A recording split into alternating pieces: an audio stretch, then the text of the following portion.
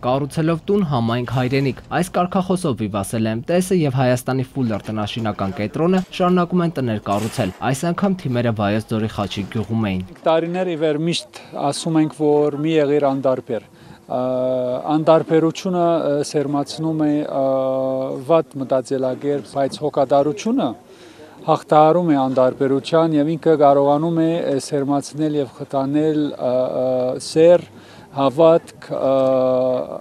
ամրապնդում այս հողին։ Խաչիկ գյուղն ընտրվել է, քանի որ սահմանամերձ բնակավայր է։ Բաբաջանյանի ընտանիքը ծրագրի շնորհիվ կունենա բարեկարգ ու բոլոր հարմարություններն ունեցող տուն։ Վիվասել ՄՏՍ-ի ֆինանսավորմամբ սահմանամերձ Խաչիկ գյուղում անցած տարիներին 4 տուն է կառուցվել եւ նորոգվել։ Սա ծրագիր է կարիքավոր ընտանիքների համար։ Խաչիկ գյուղում առաջին ծրագրերը չեն,